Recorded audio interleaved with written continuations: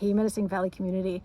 Okay, so I just wanted to let you know that the board meeting for 1024 is up on YouTube. So if you wanted to look at it, it's a little over a half hour long. So it's definitely a shorter one compared to some of the other ones that have been up.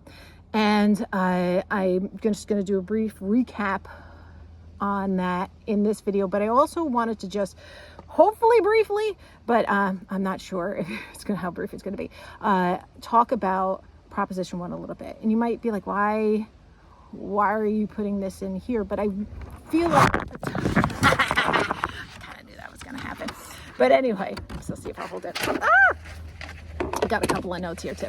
So I wanted to put it up on this one too, because the potential for something to affect our district is quite high.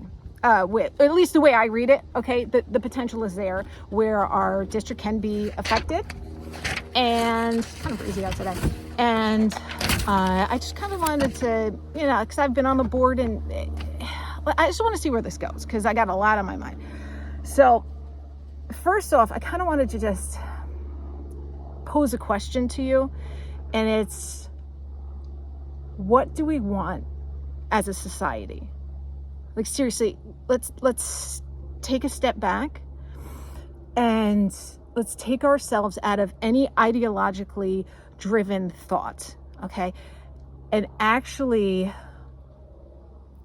think what we want as a free and fair society. Because I think when we ask that question, when we look at Proposition 1, we might look at it through like a different lens, because it is so easy to be like in the weeds, in the woods. And what do they say? It's like you can't see the trees through the forest. Like, you're so entrenched in certain ideologically driven mental, you're looking at different ways of solving a problem, but you're not looking at like what you can actually do together. It's more like, my ideas are the ones that have to be followed. Your ideas are terrible. And, as a society, we have to come together. There's so much. And I remember we talked about this on the board once. I'm like, the best conversations, the best outcomes come from when there's a diverse group of people. I'm talking diversity of thinking. When we sit down and we talk, okay? Because when we do that, we can look at a myriad of different aspects of an issue, of a problem, and we can really get some stuff done. But when I look at Prop 1, I get this feeling that there is a part of it that kind of wants to suppress free speech, wants to suppress the diversity of think. And I'll get into that, but I think we have to be really careful about that, because we all have a seat at the table. All of us. We all have different things that we went through in our lives that really bring a richness to conversation. And of course we're going to have problems. Of course we're going to have issues. And it's okay in a free and civil society to disagree with each other. What's not okay is when we try to silence each other. You know what I'm saying? Like, we could have totally different ways to look at an issue, and it's okay to hear what somebody else has, the way that they view something. But okay. So I can go down the rabbit hole, but let's go into it. Like, all right, so right now, our state constitution, because what Proposition 1 will do, it will change our state constitution. So right now, there's a portion in our New York State Constitution that protects race, creed, color, religion, okay? Now, what Proposition 1 wants to do is it wants to expand that. So expand the protection. So let me just, because some people don't know, okay? So the proposition will expand the protections to include ethnicity, national origin, age, disability, sex, that includes gender identity, sexual orientation, pregnancy outcomes, reproductive health care, and autonomy. Now, the way I read it, I feel like it's extremely vague. And that might be by design. I don't know. But the thing is it actually poses more questions than anything. Like when I read it and I'm like, okay, we're putting age and we're putting autonomy in there. Are there any restrictions on age, or can a minor say, listen, this is my body. I want to do whatever. I want to have autonomy over my body. Are there any restrictions on the autonomy? Can a minor say, I choose to do this, and it's protected in the state constitution, so I don't care how old I am? Like, do parents have any say in that? Like I said, it's just vague. So if there's any indication of what happened last year, there were some guidelines that came down, and I don't know if you guys know this. I tried to talk to the school board president and the superintendent about it and things like that, but there were some guideline changes for our transgender guidelines, and there was 42 pages of regulations and guidelines. And on page 16, so if you get a chance, go look at page 16. There's a spot in there where it can be a student, and it can be student-led. If the student's like, listen, I want to socially transition, but I don't want you telling my parents, then that was totally fine. The school had to respect that. So if last year was any indication, will parents lose rights? Will parents lose, parents are the absolute best advocate for a child. They just are. They're the ones that have, cleaned boo-boos and held them when they've cried. They, walk them through their first love crush that just, we are there for our kids when they have the heartbreaks and when they're standing on the mountain, they're like, yes, we crushed that other team, whatever. Like our heart is living outside of us in our kids. And to take that away, and potentially take away some of the rights that a parent has because of this proposition, it's a little scary, okay? Because I'm the one who's going to look out the best for my kid. And sometimes our kids just need some time to actually figure themselves out. I've listened to so many people, adults, who have said, I just needed time to figure myself out. Okay?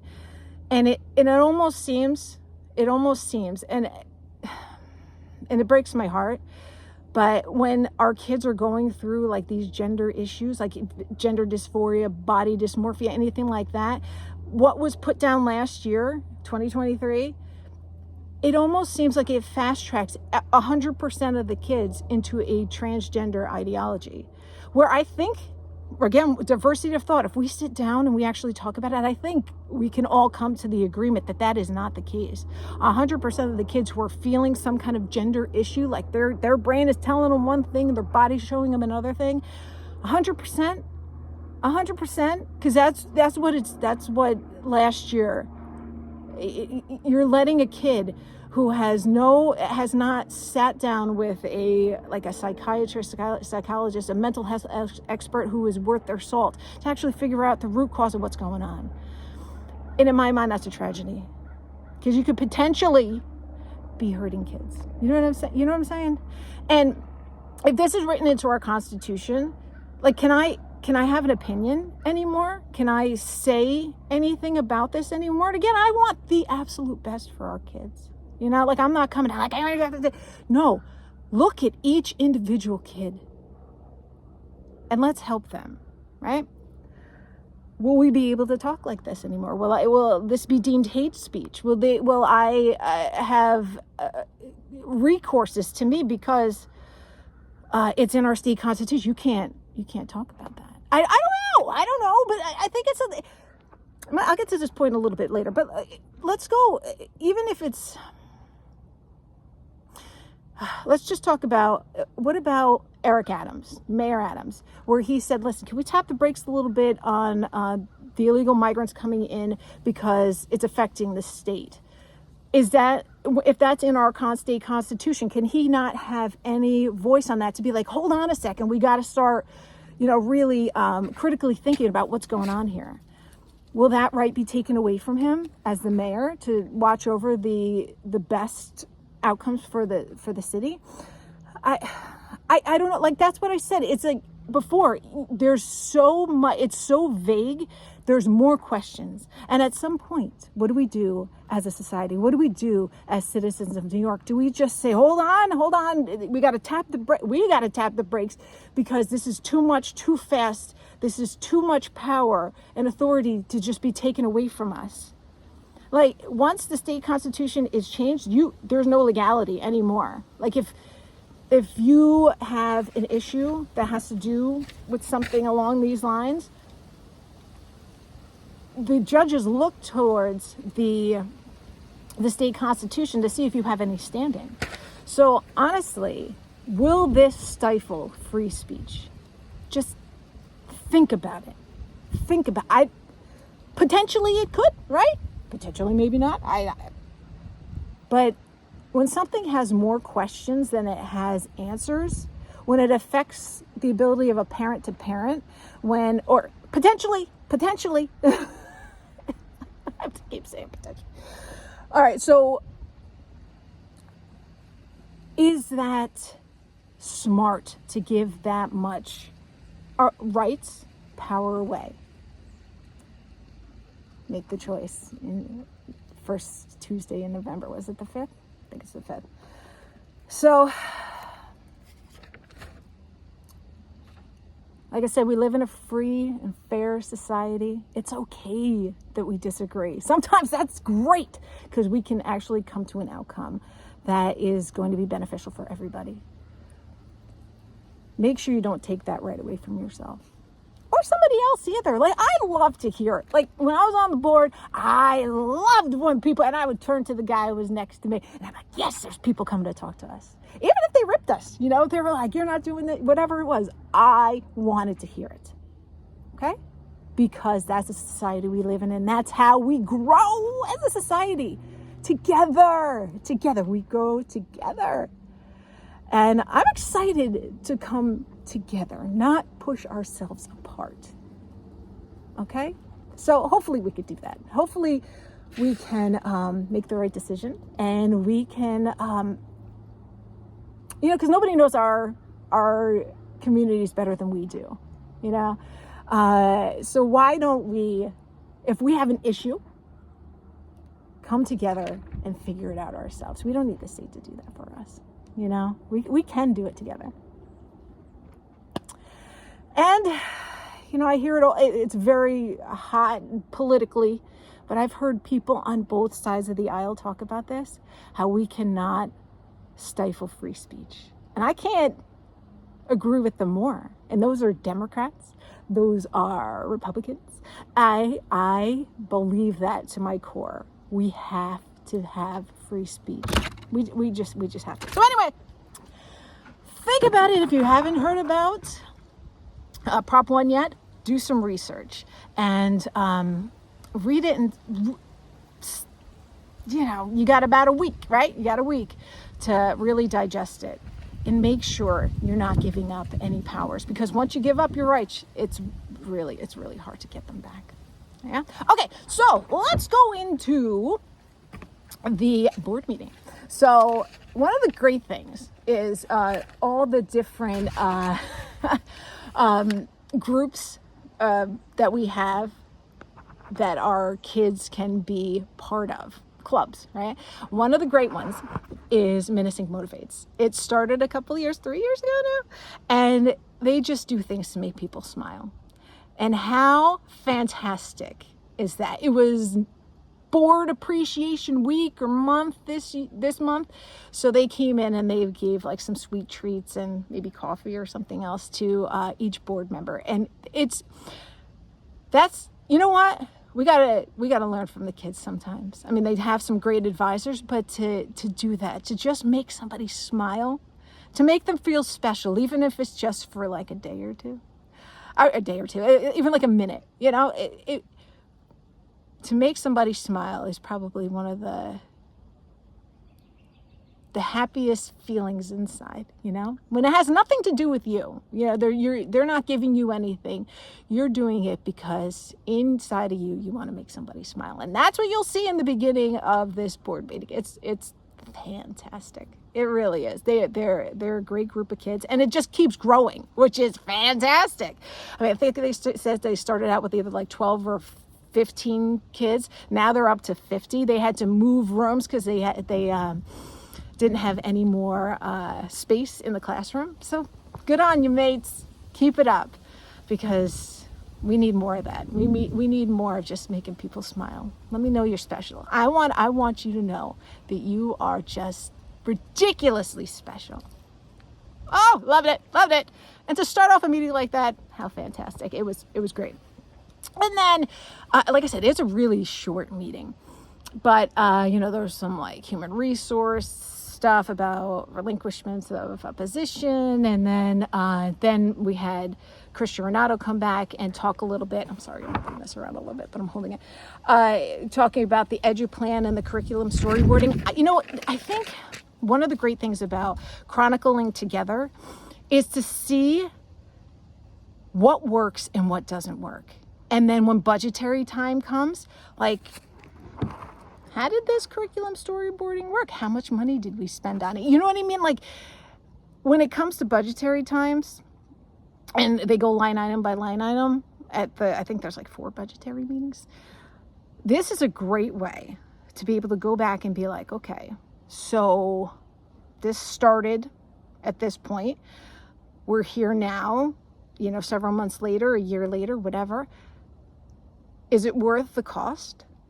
Is it not worth this? It might be absolutely fantastic, for parents to be able to get an inside look on what their kids are learning, So, but it's a great way to just, I don't know, like have accountability on where the funds are going, I mean, like paper, I think that was a 2-year contract, and there was extra money somewhere that they were able to pay for it.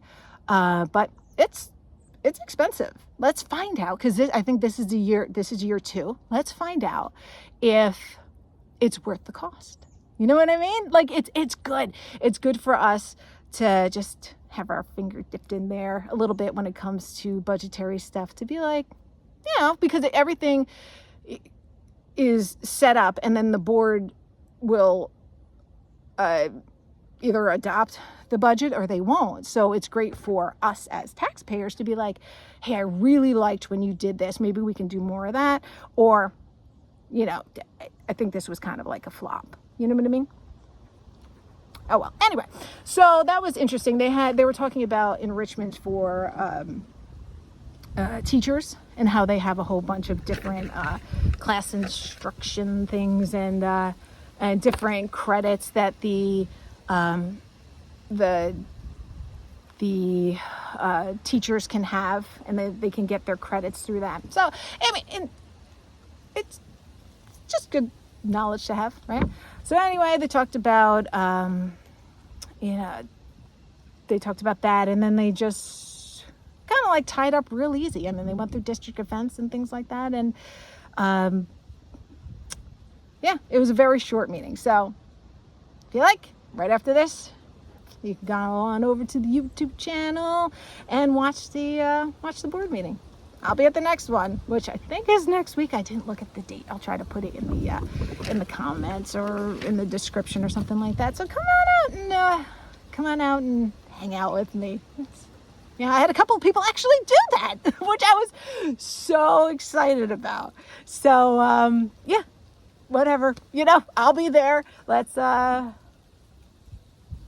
just chronicle together, right? Remember, we're all in this together. And, just when I talk about Prop 1, I really am. I'm trying to protect the kids. I'm trying to protect the parents. I'm trying to protect, if something doesn't feel right, if it's not done, like, there's been a couple of times where there's comment periods, like with mixed sports, right? Mixed sports, we had a comment period to go to the state and say, listen, I'm not really, this is how I feel about it. Was there any outreach to New York State residents for that. Because to tell you the truth, and I just thought of this now, the not outcry, but the amount of people who responded to mixed sports must have been huge because they shelved it. Okay, they didn't make their decision on September 25th. So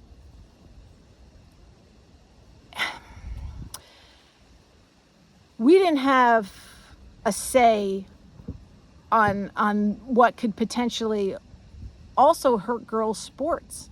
Okay, with the transgender protections that they want to put into our state constitution, that has the potential for biological males to go on to girls' sports, and there's nothing you can do about it.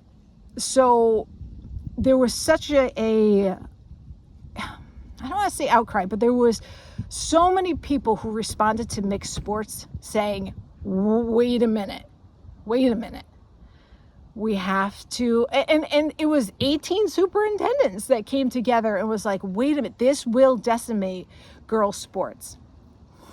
So again, can't we come to a table together, all of us diverse thoughts, and come up with a solution, if there needs to be a solution here, to make sure that girls' sports are protected as well,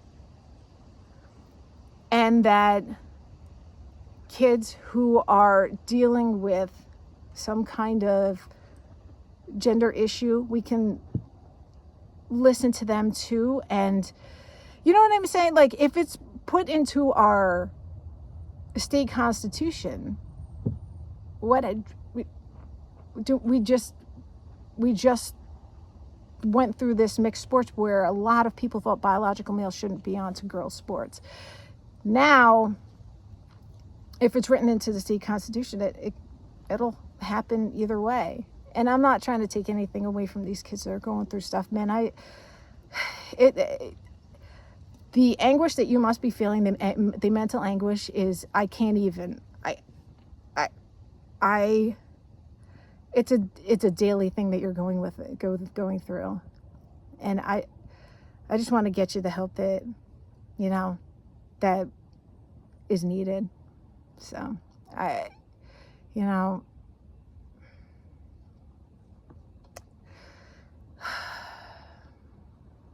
see you. I see all of you. My heart goes out. My heart.